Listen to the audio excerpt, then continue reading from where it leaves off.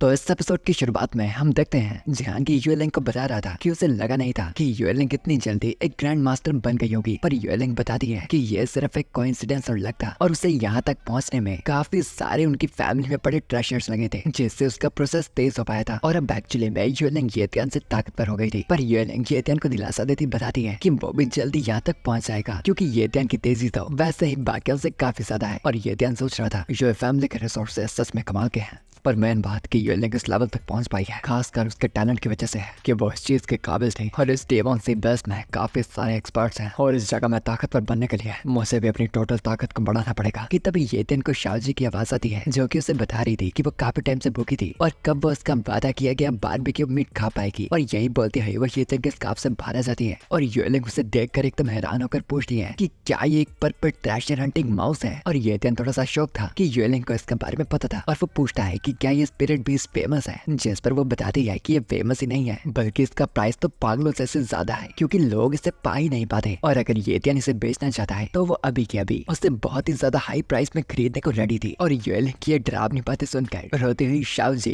येतियान को उसे नाम बेचने को मना रही थी, जो बात मानकर येतियान भी यूएलिंग को बताता है कि शाओजी उसकी स्पिरिचुअल पेट बन चुकी है, तो वो उसे यूएलिंग को नहीं बेच सकता। और यूएलिंग भी इस बात को समझती है, क्योंकि आखिर इतना बेवकूफ कौन ही होगा जो एक इतने खास स्पिरिट बीस्ट को बेच दे। और फिर वो उस अपार्टमेंट की तरफ आ जाते हैं जहाँ पर येतियान की बहन येयू रह रही थी। एंड येतियान यूएलिंग से पूछता है कि क्या वो उसके साथ अंदर नहीं आ रही, जिस पर वो भी मना करती बताती है कि वैसे ही काफी टाइम हो गया है कि वो दोनों भाई बहन नहीं मिले, तो वो उनके मिलन में बाधा नहीं बनना चाहती थी और उससे मिलने के लिए वो थोड़े टाइम बाद आएगी और कल वो किसी को भेज देगी जो येतियान को मार्शल पाविलियन के हेडक्वार्टर्स तक ले आए, क्योंकि वो इतना जानती थी कि येतियान को सीक्रेट रैम में काफी अच्छी अच्छी आइटम्स मिली होंगी और वो उस आइटम को मेंबरशिप प्राइस पे खरीदने को रेडी थी। और फिर ये सारी बातें कर भाभी यूएलिंग वहां से अलविदा ले लेती है और अब येतियान भी उसकी ओर देखता बहुत ही खुश था, क्योंकि शायद धीरे धीरे कर उसका रिश्ता यूएलिंग से बढ़ता जा रहा था। सिपाहियों लगता है कि भाभी कंफर्म हो गई। खैर फिर येतियान येयू के अपार्टमेंट के सामने आकर दरवाजे का नॉक करता हुआ येयू को आवाजें लगाने लगता है और थोड़ा टाइम लेने के बाद येयू भी भागी हुई दरवाजा खोल बाहर आ जाती है और अपने सामने पाती है अपने कमीने भाई को, जो कि बार बार उसे अकेला छोड़कर चला जाता था। और येतियान येयू से उसका हाल पूछता है कि क्या इतने टाइम से वो अपना ध्यान तो रख रही थी ना, और वो बिल्कुल सही तो है ना। पर येयू उसकी इस बातों से बहुत ही ज्यादा इरिटेट हो जाती है और गुस्से में दरवाजे को बंद कर देती है और बेचारे येतियान को बाहर अकेला छोड़ देती है, जिसे समझ नहीं आ रहा था कि आखिर उसने अब कौन सी गलती कर दी। और फिर दरवाजा खटखटाता वो चिल्लाने लगता है, येयू क्या हुआ, नजर में फर्क आ गया क्या? ये मैं हूँ तुम्हारा बड़ा भाई येतियान। और येयू भी अंदर चिल्लाते उसे बताती है कि अब येतियान को अब याद आया कि उसकी एक छोटी बहन भी है, क्योंकि जब वो यहाँ पर आए ही थे येतियान उसी वक्त उसे अकेला छोड़कर वहाँ से सीक्रेट रैम में चला गया था और वापस बेहतर टाइम बाद आया था। और वो एकदम निराश थी कि इतने टाइम से उसकी जिंदगी एकदम अकेली चल रही थी और वो एक ऐसी अनजान जगह पर अकेली रह रही थी जहाँ पर वो किसी खास तक को जानती तक नहीं थी। और येतियान भी दरवाजे के बाहर उससे माफिया मांग रहा था कि सारी की सारी उसकी ही गलती है, पर कम से कम वो उससे बात करने के लिए अंदर तो आने दे। पर चिड़ी हुई येयू उसे बताती है कि उसे अंदर आने की कोई जरूरत नहीं है और वो वापस जाकर सीक्रेट रैम में ही रह सकता है। कि तभी येतियान को याद आता है कि उसके पास तो इस काम के लिए एकदम परफेक्ट टैलेंट था और फिर वो स्पेशल टैलेंट टेलीपोर्टेशन का इस्तेमाल कर सीधा घर के अंदर और येयू के सामने आ जाता है। और वो भी उसे देखकर एकदम शॉक कि आखिर अब वो अंदर कैसे आ गया, जबकि उसने दरवाजा पूरी तरह से बंद कर दिया था। जिस बात पर येतियान उसे बताता है कि ये बहुत ही कमाल की एबिलिटी उसे सीक्रेट रैम के अंदर ही मिली थी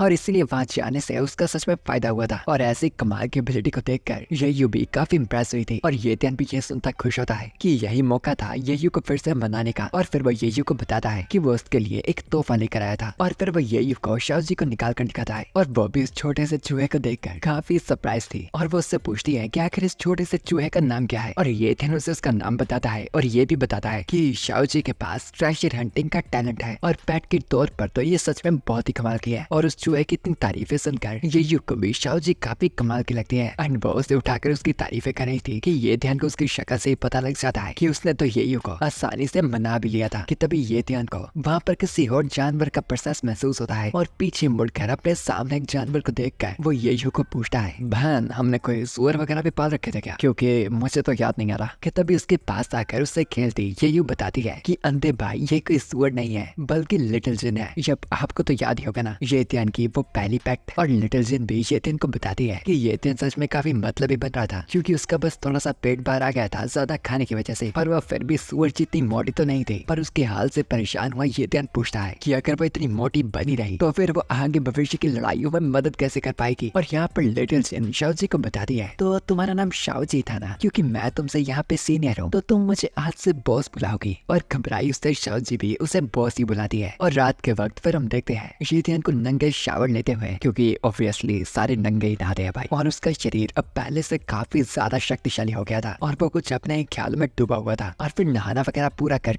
वो वहाँ से बाहर निकलता था। बताता है कि शाओजी आज से येयू के साथ रह सकती है, क्योंकि इससे येयू की प्रोटेक्शन भी होगी। और उससे भी ज्यादा खास बात कि अब टैलेंट कॉपी करने की टाइम लिमिट पूरी हो गई थी, तब वो शाओजी के ट्रेजर हंटिंग टैलेंट को कॉपी कर सकता था। और उसके सामने स्टेटस विंडो पर शाओजी के टैलेंट आ जाते हैं, जिनमें से येतियन को एक चूज करना था। एंड ऑब्वियसली यहाँ पर उसे ट्रेजर हंटिंग टैलेंट चाहिए था, तो वो उसे बिना किसी देरी के कॉपी कर लेता है। और अब तो उसे टैलेंट कॉपी करने पे भी कोई भी दर्द वगैरह महसूस नहीं होता था। और हमें उसके सभी टैलेंट्स बताए जाते हैं। Cultivation talent transcendent tier, speed talent apex tier, blade talent high tier, shadow talent novice tier, regeneration talent apex tier, strength talent high tier, और फिर ड्यूरेबिलिटी डिफेंस और स्पेशल टैलेंट मिड टायर, और अब बाकी में treasure hunting talent high tier का। And probably इस पूरी दुनिया में येतियन ही था जिसके पास इतने सारे टैलेंट्स थे, और वो भी इतने कमाल के। और फिर रात के समय हमें यन फैमिली का सीन दिखाया जाता है, और वहाँ पर हम किंग यूने को पाते हैं, जिसके सामने गिरी बैठी यन फेंग माफिया मांग रही थी। एक पल के लिए तो मुझे भी लगा था कि आगे कुछ और ही होने वाला है, जब तक किंग यूने नहीं चिल्ला था। तुम्हें इतना आसान काम दिया गया था पर तुम इसे भी पूरा नहीं कर पाए, और फिर भी तुम्हारी हिम्मत है इस बात को आकर मुझे रिपोर्ट करने के। और इस बात से एकदम डरी कि किंग यूने उसकी ले ना ले जिंदगी। वो बताती है कि उसके साथ धोखा किया गया था, और जब वो उस कैलेमिटी बीस्ट से लड़ने में बिजी थी, उससे अनजान आदमी ने उस मौके का फायदा उठाकर वह सभी वाइटैलिटी स्टोन और उस वाइटैलिटी कोर को भी ले गया था। और किंग यूने उससे पूछता है कि क्या युनफेंग ने देखा था कि ये हरकत करने वाला कौन था, ताकि वो उसका पता लगा पाए। पर माफी मांगती युनफेंग बताती है कि उस बंदे की स्पीड बहुत ही ज्यादा थी, तो उससे मिलने का मौका तक भी नहीं मिला। और जब वो वहां तक पहुंची थी, उससे वो पूरी की पूरी जगह ही खाली मिली, क्योंकि वो उससे पहले से माइंड कर ले गया था। और किंग यूने इस बात से और भी चिढ़ता पूछता है कि क्या युनफेंग को उस बंदे का जेंडर तक भी नहीं पता, तो फिर आखिर वो उसे ढूंढेगी कैसे। और युनफेंग तो अब कुछ बोलने लायक भी घबरा गई थी कि तभी अपने जन्म के BDSM के शौक पूरे करता किंग यूने उससे बालों से खींचता बताता है, तुम्हारी हिम्मत कैसे हुई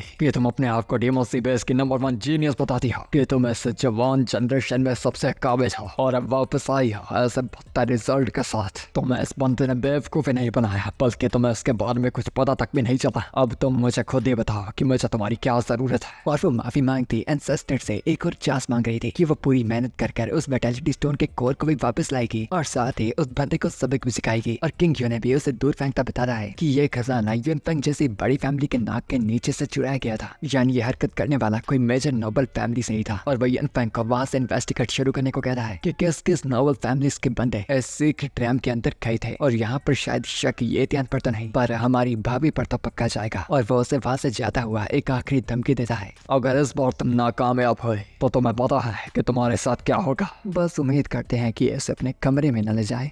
एनीवेज, और अब युनफेंग भी माफिया मांगती है और बताती है कि इस बार के मिशन से वो बिल्कुल सही लौटेगी। और किंग यूने के जाने के बाद उसने अपने आप से वादा कर लिया था कि जिस भी हरामखोर की वजह से उसका ये हाल हुआ था, वो उसे कुछ भी कर ढूंढ कर ही रहेगी। और यहाँ पर एक तरफ येतियन और युएलिंग आज आ गए थे मार्शल पावेलियन के हेडक्वार्टर्स के सामने, जो कि बहुत ही विशाल और सुंदर था। और फाइनली टाइम पर नए कपड़े डाला येतियन भी तारीफ कर रहा था, युएलिंग तुम तो सच कर रहे थे, ये जगह तो सच में काफी ग्रैंड लग रही है। और भाभी युएलिंग भी इस तारीफ से खुश थी, और वो बताती है कि असली सरप्राइज तो उसे अंदर जाकर होगा। और जहांगीर भी इस मौके का फायदा उठाना चाहता था शाओजी के ट्रेजर हंटिंग टैलेंट को टेस्ट करने का। और फिर वो दोनों मास्टर पवेलियन के हेडक्वार्टर्स के VIP रूप में एंटर कर जाते हैं। और अंदर आते ही येतियन पाता है कि वहाँ पर हर जगह ढेरों आइटम्स मौजूद थी, जो कि देखने में भी काफी सुंदर लग रही थी, और सभी का ही एक अलग ही तरह का कमाल था। और भाभी युएलिंग भी बताती है कि अगर येतियन चाहता है तो वो किसी भी एक आइटम को उठा के टेस्ट कर सकता है। और येतियन की नजर गई थी एक डैगर पर, जो कि यहाँ की बाकी आइटम्स की तरह ही ज्यादा कुछ खास तो नहीं लग रहा था। और दरअसल आइटम्स की रेटिंग के ग्रेड इस तरह डिवाइड हो रखे होते हैं। सबसे लो टायर का ट्रेजर फाइन, मिड टायर का ब्लू, हाई टायर का पर्पल, एपेक्स टायर का रेड, और ट्रांसीडेंट टायर का गोल्डन। और येतियन उस डैगर को उठाकर देखता है और उसे थोड़ा सा इस्तेमाल भी करता है, पर न जाने क्यों गलती से वो डैगर उससे आसानी से टूट गया था। और घबराए हुआ येतियन उसे फटाफट रखने की कोशिश करता है कि उससे पहले उसे कोई नोटिस न कर ले। और तभी वहाँ पर युएलिंग के अंकल बेन भी आते हैं, और उन्होंने येतियन के बारे में पहले से ही युएलिंग से सुन रखा था। और अब युएलिंग येतियन को भी उनसे इंट्रोड्यूस करवाती है कि अंकल बेन इस मार्शल पावेलियन के इंचार्ज थे। और वो भी खुशी खुशी येतियन को बताते हैं कि वो इधर उधर कोई भी आइटम्स देख सकता है, और अगर येतियन को बाय चांस कोई भी आइटम पसंद आएगी तो वो उसे वो काफी डिस्काउंट में दे सकते हैं। कि तभी येतियन को अपने ट्रेजर हंटिंग टैलेंट से कोई बहुत ही तगड़े ट्रेजर का प्रेजेंस महसूस होता है, जो कि कोई छोटे मोटे रैंक का ट्रेजर नहीं था और उसकी नजर पड़ती है एक अजीब से एग की तरफ जिससे गोल्डन और आ रहा था, यानी वो ट्रांसिडियन टायर का ट्रेशर था जो कि ग्रेड में सबसे ऊपर होता है। और ये दिन उसकी स्टेटस विंडो चेक कर पाता है कि उसकी species heavenly warrior blood dragon थी और फिलहाल के वक्त उसके सभी कमाल के टैलेंट्स अननोन थे और शायद वो किसी ड्रैगन का एग था। और अब क्या ये ध्यान को ये मिलने वाला था, ये जानने के लिए तो हमें वेट करना पड़ेगा इसके अगले एपिसोड का, जिसके बाद बस एक और चैप्टर रिलीज होने दो तो मैं उसे उसी वक्त ही अपलोड कर डालूंगा, जो कि एक तो दिन में आ ही जाएगा। तो अगर आप 400 कमेंट्स पूरे कर देते हैं तो मैं उसी दौरान वो एपिसोड डाल दूंगा। और आल्सो टैलेंट कॉपीकैट का जो मेन बड़ा एपिसोड है यानी फर्स्ट एपिसोड, वो हमारे किसी दूसरे चैनल पर मौजूद है, तो उसका लिंक मैं आपको डिस्क्रिप्शन या फिर पिन कमेंट में दे दूंगा। So anyways guys, for now bye good bye, सायोनारा जाना।